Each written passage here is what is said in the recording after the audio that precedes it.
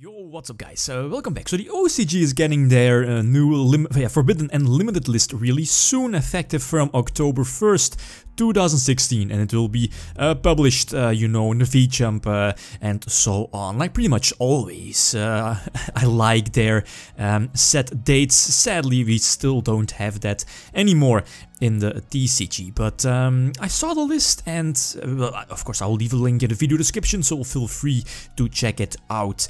And I saw the list, and the first card that I immediately saw, Forbidden Level Eater. It's a strange pick. I know, okay, Level Eater is a very important card for the deck called Dark Synchro in the OCG. I saw a few deck lists popping up on the Yu-Gi-Oh! Organization website, so you know of all the most known and available top deck lists in the OCG, and a few Dark Synchro deck lists are very good, mainly focusing on cards like Level Eater Gofu and yeah, Psyframe Lord Omega, for example, which is also on this list.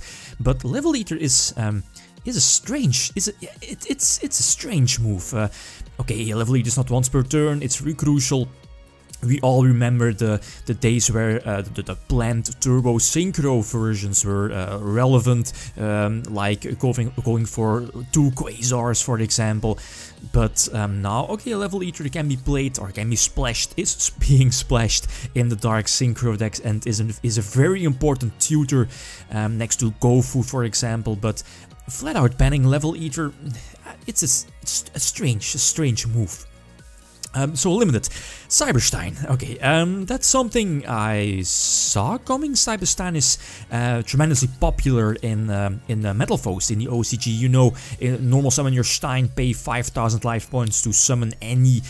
Most of the time it's your Exterio, your Naturia Exterio, your Fusion to negate pretty much everything from your opponent, and then use one of your Metal Foes to pop your own Cyberstein. So then it's not like a sitting duck on your side of the field. But okay, we all have the hand traps now. We have Veiler and so on, a lot of negation traps. So limiting Stein is, for me personally, I like Stein limited. Maybe banned, but that's personal. So I understand this move of limiting Stein to 1. Magician of Fate coming off of the list in the OCG to 1, okay, perfectly fine. Magus Spectre, Kirin, Unicorn finally getting limited in the OCG as well. Yeah, we know why Unicorn, Magus Spectre Unicorn is so good as an engine, splashable in pretty much every Pendulum deck, and the card is so good. It warps the metagame completely. So definitely a good hit. And last for the limited hits, we have Omega. Omega is definitely one of the stronger synchros in our current metagame, and the rise of Dark Synchro in the OCG, and now as well in the TCG. We also saw like Zombies topping the YCS Rimini a few weeks ago, main decking multiple copies of Omega. You know, the Synchro Fusionist deck that like plays the first turn like half an hour. You know, they play their turn and you just sit there, watch them playing the game. That's not fun. You don't want to play against something like that. So hitting Psyframe Lord Omega is definitely something I like. Definitely one of the better synchros and one of the key cards of that particular deck. But again, you're hitting Psyframes as well. Anyway, that was it for the limited section. So, okay, a few good hits, but still a few strange hits. A few hits that I definitely didn't see coming, like the Level Eater one. Well, I saw Capital G uploading a video, I think it was last week, and it got a huge amount of dislikes talking about Level Eater. But, yeah, anyway, so semi-limited Artifact Moraltech. Yeah, it seems that after 2014, you know, the head format with artifacts, hands and trap tricks. After that, Moraltech got the hit to 1, but it seems that, yeah, the artifact engine and, yeah, in particular Moraltech slightly can come off of the list. Definitely a good hit. But the next one, BLS. Blackluster Soldier will be semi-limited starting from October 1st, 2016. Okay, we know that BLS isn't really too popular anymore in today's decks. Well, maybe Burning Abyss might play one, Cosmos might play one, and very exceptional that is, but because of that, yeah, immediately putting BLS back to 2. Wow, that's strange. Definitely strange. So definitely interesting to see how decks are going to use BLS, well, 2 BLS in their deck, if they want to use it, that is. Then DDD's also getting a slight hit, not too much, with Lamia the Tuner and Swirl Slime, the special summoner from your, yeah, you discard it from your hand, you know, special summon, immediately special summon a fusion from your extra deck, and also having it as a grave effect makes it one of the best cards, one of the best tutors in a DDD deck. So definitely see the small hits to DDD coming, but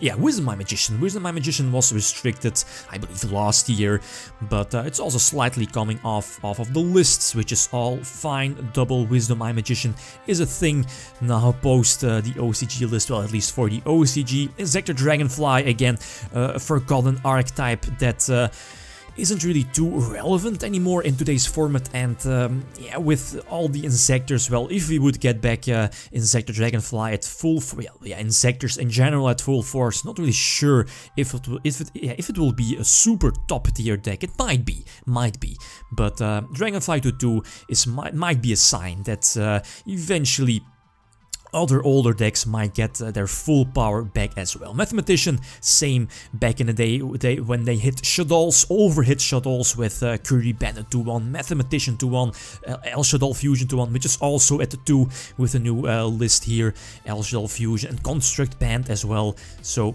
the next one here is a Star Seraph Sovereignty. Well, yeah, Star Seraph, the chair, you know, back in the day, back in 2014, I believe, with the Star Seraph engine at full force in the OCG, and it wasn't even released in the TCG, and we all saw all the OCG lists splashing in the Star Seraph engine with a stick chair. It was very, very powerful, and immediately after that, Konami decided to limit it, the chair, and after that, we in the TCG also finally got both, yeah, the most important Star Seraphs, but bringing back the Star Seraph engine, okay, yeah, we still have it at full force in the TCG, so I don't think there isn't any reason to not bring the stick chair combination back at 3 at full force in the OCG. Something gimmicky again with Cyber Angels.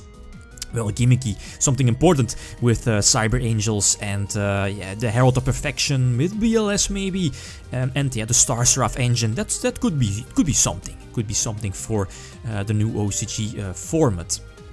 And then, yeah, El Shaddol Fusion, we already mentioned. Monster Gate, possibly for Infernoids, could be a good Domain of the True Monarchs. But yeah, Monarchs are heavily weakened with Pantheism at 1. And Monarchs getting back a Domain. Well, okay, 2 domains, it's not really a big change, but still, Monarchs are getting a card back at their disposal in the OCG. Then Unlimited, quickly, first we have Scout, so Qliphort Scout, not really a huge fan of this. I'm not a huge fan of Qliphort or of Qliphort, just because of card demise as well, but bringing back Qliphort pretty much at full force, well with 3 Scout that is. Okay, we might see more Qliphort deck lists popping up again in the OCG. Both Senyan and 1000 Ice Restrict aren't really too important, same for the TCG.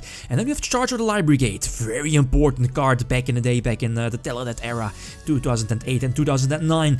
The card was busted, immediately milling 3 cards off of the top of your deck, search any Lightsworn monster and go from there. But now, Infernoids might play this card to again fill up their grave. So 3 Charger Library Gates, okay, definitely an interesting move.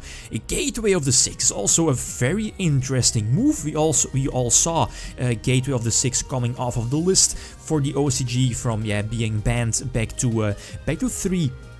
And yeah, 6 Samurais aren't really seeing play, but still, there are definitely going to be people who are playing, you know, the Gateway FTK deck, or at least try to make a deck like that with triple Gateway at their disposal. So again, something to well, can I say that, look out for. And then 2 last cards, we have Sinister Shadow Games, also a card that got hit when they slaughtered Shaddolls a couple of years ago. But yeah, make it a 3. Same for Wall of Revealing Light is also something. I think it's fine. So small conclusion about the new OCG list. ABCs aren't hits, still a relatively new deck.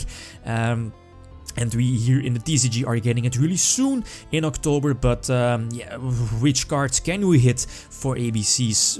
Infinity, maybe? Well, Anti-Spell? Anti-Spell is also quite popular, and yeah, definitely one of the best floodgates, so... But outside of that, I think it's a very solid list. Definitely some good picks and some questionable picks, but that's a list from Konami. We all get used to it. Okay, guys, that's it. Thanks for watching, and feel free to leave a comment or like if you enjoyed the video. Liedem Sani out. Peace.